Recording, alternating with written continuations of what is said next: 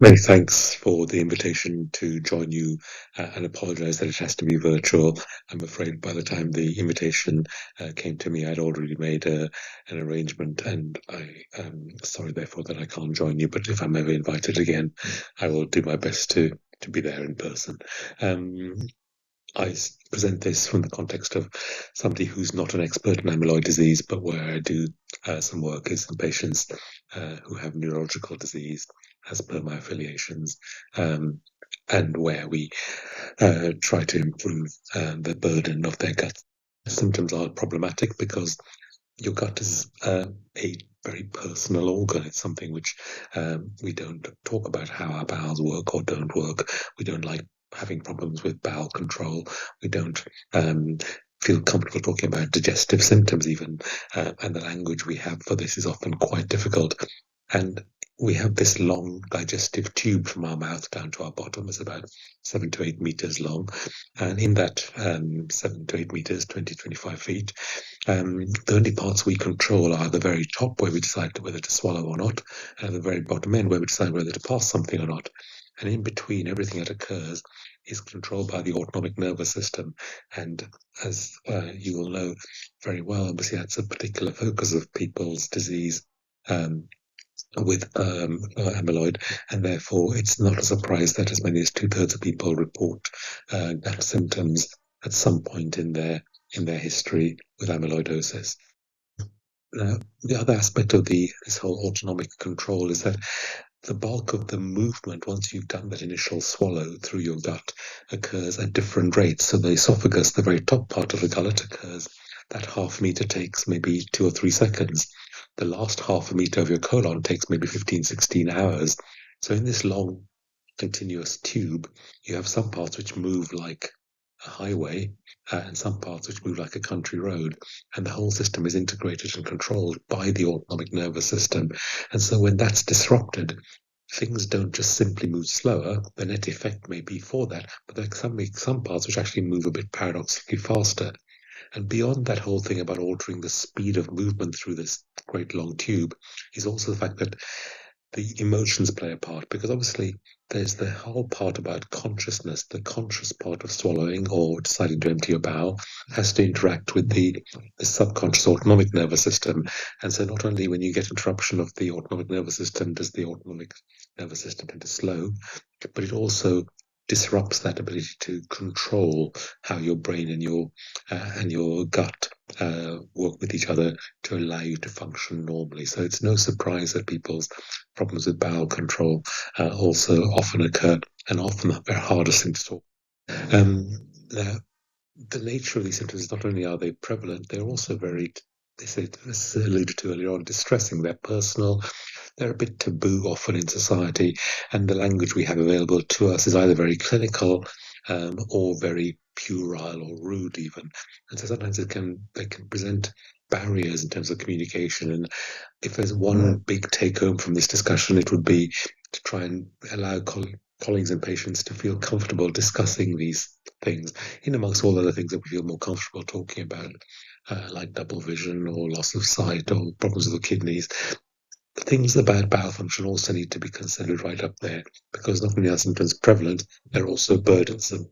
Um, Now, in terms of the commonest symptoms to go through them, weight loss, as you saw, is a very typical one. And there are a variety of tools available to colleagues to measure weight loss, but the one that we most commonly advocate for is the so-called MUST tool, which is a tool which assesses in 3 steps, essentially, the BMI, which is the relationship to your weight and height, whether that weight loss was planned or unplanned, and if so, to what degree it's occurred, and then also whether the patient is acutely unwell, because if a patient is acutely unwell, having weight loss is very different to if it's something which is part of a general process. So that whole aspect of when weight loss occurs is really important. So that's and once you've got those scores, it's then possible to put people into categories of low, medium, or high, and that then defines what you do next. I do want to stress that it's important not to consider albumin as a measure of nutrition. It's a measure more of inflammation or excretion. It is not a measure of nutrition, so please don't as clinicians use that. Once you've got your must scoring of 0, 1 or 2, i.e. low, medium or high risk, again, presenting this mostly to colleagues who are watching this, to encourage them, there are tailored approaches that go with that. From the patient perspective, what I'm hoping in the course of this whole talk is to persuade you that this is an area where there are things that can be done. This isn't a set of symptoms which you say, well, that's part of my disease and I'm stuck with it. No, what I'm trying to persuade you of, if I may, is that there are things that can be done.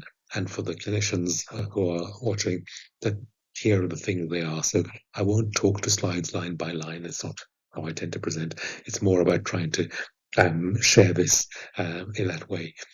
Encourage kind of to lose the nihilism, put it that way, to encourage belief that there are things we can do for many sufferers. What are we aiming to do? We're aiming to provide nutrition, electrolytes as the salts our body needs, and of course hydration. We're aiming for about 30 kilocalories per kilogram per day. This is the aim for people who have a disease, a chronic illness. It isn't what we should be aiming for if we're healthy, but 30 kilocalories per kilogram per day is roughly what we're aiming for in patients who have a chronic illness of whatever cause. That has implications both in terms of the general functioning of the body, in terms of immunity and muscle strength, but it also has aspects of improving the gut itself. The gut is one of these paradoxical organs. Once it begins to fail to work, the consequences of not working properly, i.e. becoming malnourished, make the gut function worse, which makes you more malnourished and so on. So to break that cycle by calorie intake is really important. And the earlier we can do that, the less down the spiral we go with that recurring cycle. So that's a really important thing. Please, as I say, the importance is not to improve albumin. The importance is to improve overall state abnormalities which occur, because the nutritional status can vary hugely in people with amyloidosis. That's very clear. Some people who start off overweight may lose weight down to what may seem like a normal weight, but the MUST score allows us to identify when that weight has been unintentional and to what degree, and whether it's somebody who's got an acute inflammation or not. So it's really important to consider nutritional status and addressing that. In general, there isn't a lot of dietary focus on this because other than to say stop the bad habits, people often go into the belief thinking I must take high-fat foods, that'll help me.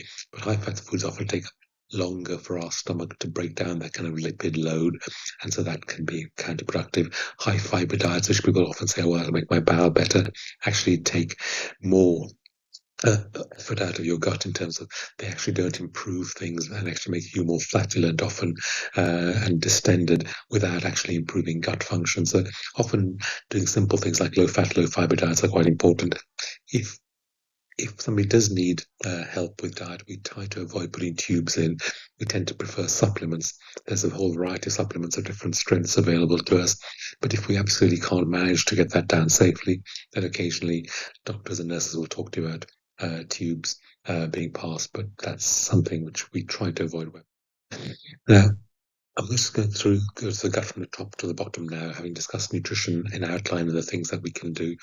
The first area, then, the one that's probably most commonly prevalent, as described in the literature, patients with hereditary amyloidosis, is this problems that relate to nausea, vomiting, and early satiety, also feeling of fullness even when you haven't had a full meal. And it's very clear this is a complicated thing. It used to be regarded and labelled as being something to do with gastroparesis. It turns out that's a rather oversimplification, because lots of patients have normal rate of emptying from their stomach. What they actually have is a problem of how the stomach stretches to accommodate a meal, so they feel full because they can't eat their normal amount because the stomach doesn't stretch to hold on. The tank doesn't expand, so it stays small. People feel full after a small amount. So it's a mixture of delayed emptying a bit, yes, but definitely delayed relaxation or failure to relax in total. And again, that's autonomically mediated, as you can see from this cartoon illustration. And there are some dietary things we can try and do. There is no real clinical trial evidence I can point you to, but in other clinical trials where drugs or interventions have been tried, there's a so-called run-in period, and in those, a set of things have been done which have been shown to be helpful that we should all think about. And if we have these symptoms of so-called gastroparesis, namely nausea, vomiting, early satiety, which is to move to little and often in terms of meals, frequent small volume meals, low fat, low fiber, as we've discussed already. Chewing well, eating in upright position, so help gravity to help some of that digestive function that fails. Actually, weirdly as it may sound, helps. Eating some solid food along liquids seems to increase the rate of peristalsis. That's the involuntary contraction through the gut. And as I said, we try to avoid feeding by tubes, hence why it's in brackets at the bottom slide. There are a huge number of studies have been done in patients with gastroparesis for different reasons. Some of these studies did include amyloid patients. And the point here is that if you look at this from a drug point of view, there's this kind of Woody Allen old thing of the food here is terrible and the portions are too small anyway. In other words, there's lots of so-called prokinetic drugs available to us, but they tend to not work very well and actually give us side effects. People have sat together in groups, as in professional experts, and tried to come up with advocates of what works. And this is the kind of summary of that shown here. And once you have this label of so-called gastroparesis, in other words, nausea, vomiting, early satiety, in the middle of this figure in red, you do try and take a dietary approach. That's very much evidence-based. Suppressing acid may help a bit with these so-called PPI drugs. Antiemetics, those anti-sickness drugs, often used, but they don't really help a lot. There are some classes which help a bit more than others. There are then these so-called prokinetic drugs, and in particular something called prucalopride, which is quite well used, a so-called 5-HT4 antagonist, and that can help a certain number of patients. And then there are the sort of the nerve-acting agents, so-called neuromodulators, which may help some people. Rarely, if all of that is not helpful, we may move down more aggressive stimulation, which I just mentioned in passing. Again, not to say that everyone should have these. It's a tiny minority who need them, but when it's needed, they can be significantly helpful. They're very interventional, but they are there. There's those approaches of via endoscopy where we put Botox into the bottom of the stomach.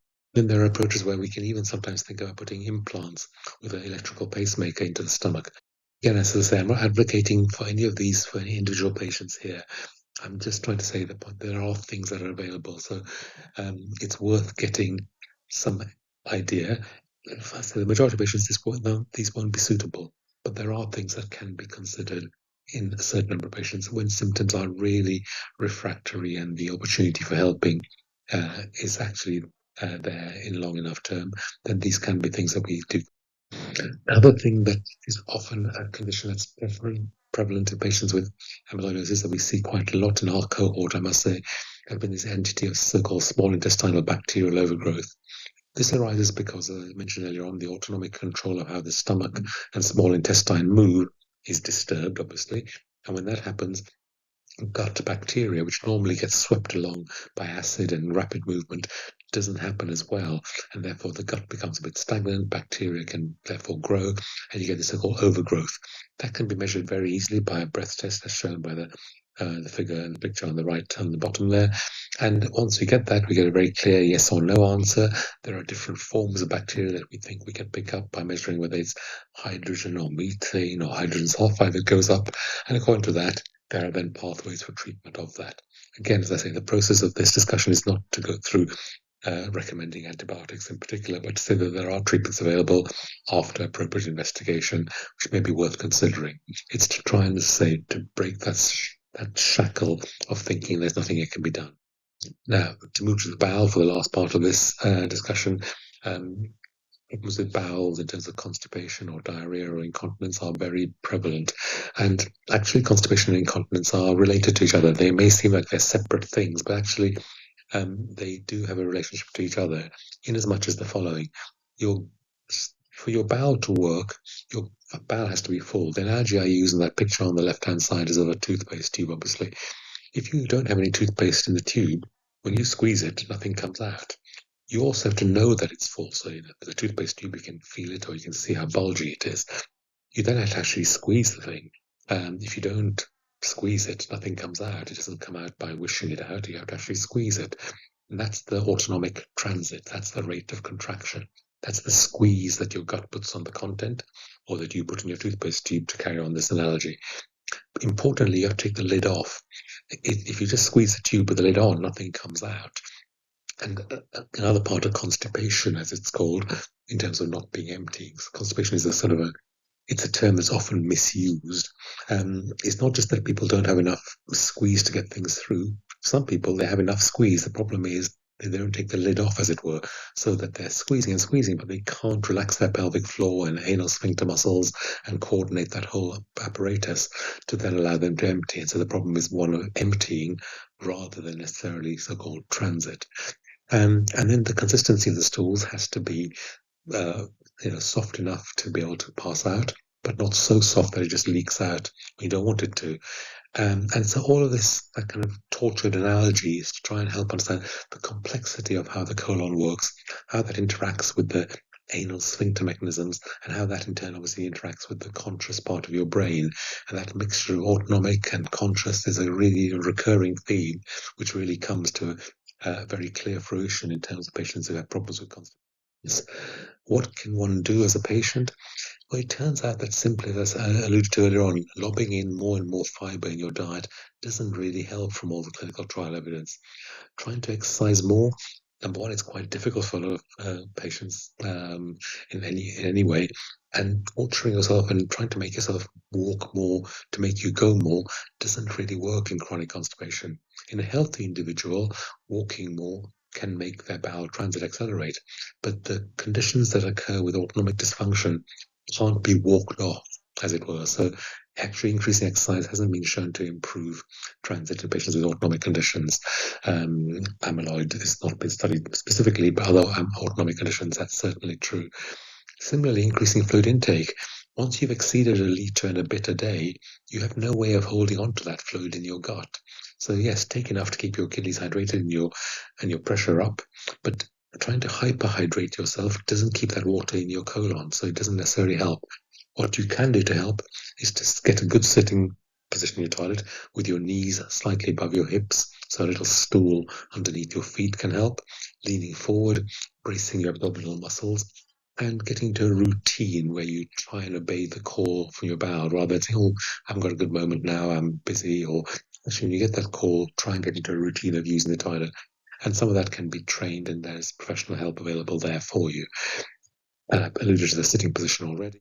If we move then just thinking about laxatives, laxatives are very useful drugs, but if you look at this figure, I'm sorry to go through a scientific figure like this, it looks at different countries, the US, UK, etc., and it looks at patients who are taking laxatives or not in the red and blue bars respectively, and it looks at how often they had various symptoms. And what do you see? So the height of the bars is roughly the same in these patients with chronic constipation, which would, if you look at it at superficial value, that would imply that, well, actually, if you're constipated, taking a laxative may or may not help you. But that's actually because we don't, as doctors and nurses, use laxatives sensibly. We don't tailor them for the individual cause of constipation. So if they're just given blindly, they will help some and not help others. But actually, the clinical trials and all the data that's been undertaken by researchers tells us there are particular laxatives to use in particular situations. Again, for the professional colleagues and there is a slide here displaying that, but for the patient group, please bear in mind that there isn't a one laxative which fits all.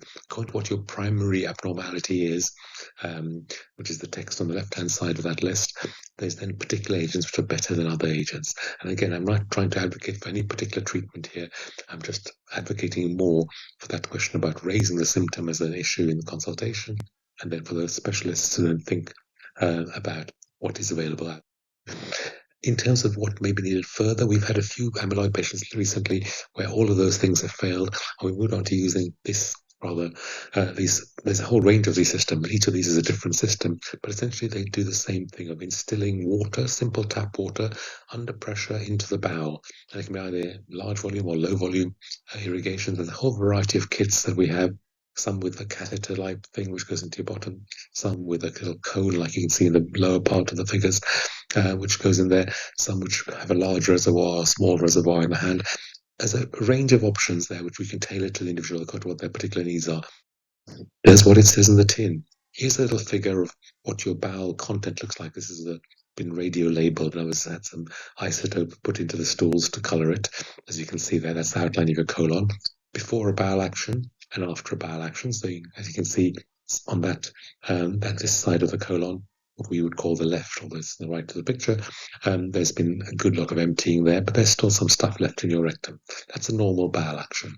Here's another person before they had a bowel action. Again, lots of stool throughout the colon, because your colon is a sewer. It's there holding stool all the time.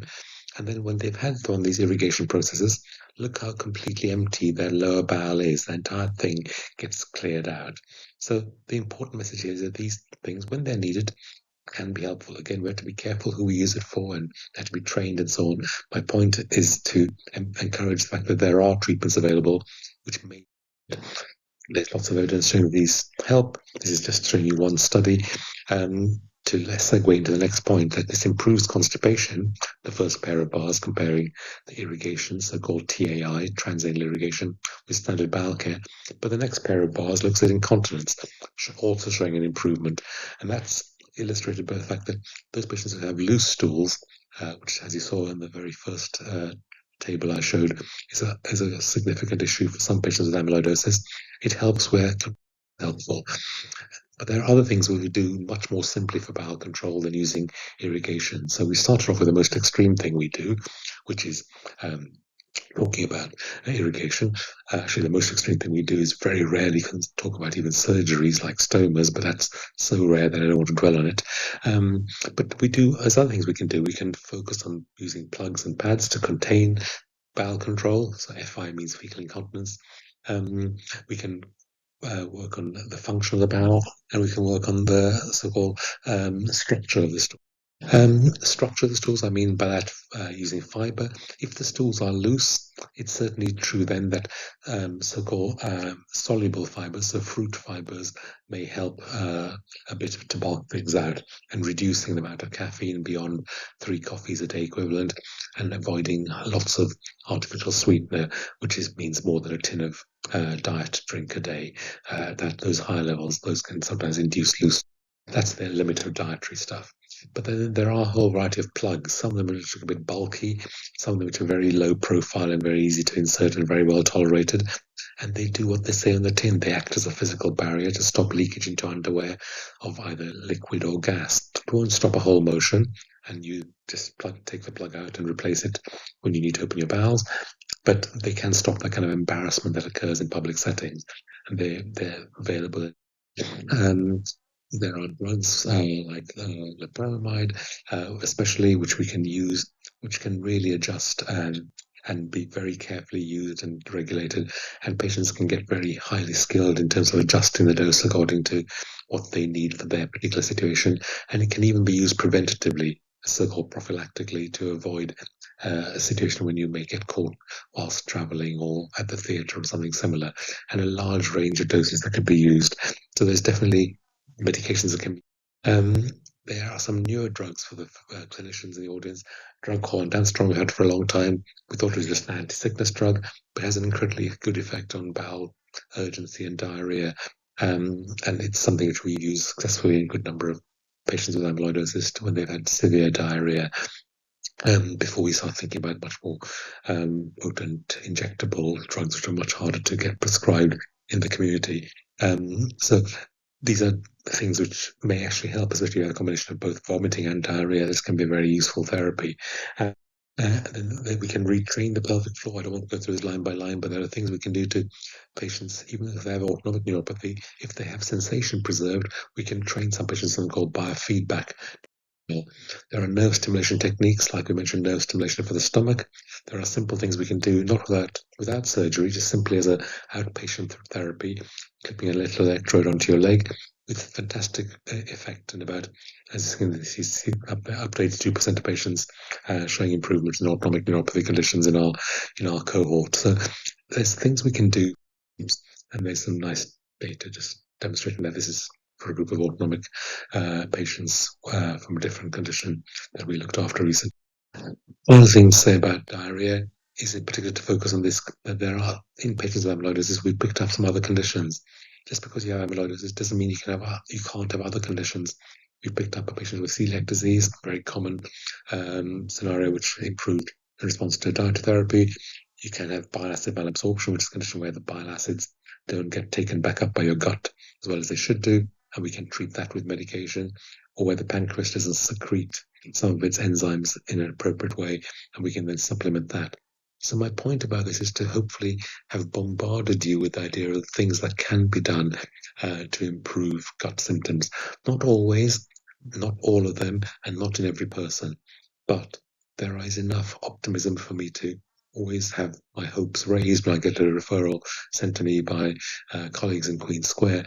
Think, okay, well, hopefully I can address some things to improve this patient's quality of life. And if I can't do it to the first thing, sometimes there's second or third line therapies that are worth trying to do our best.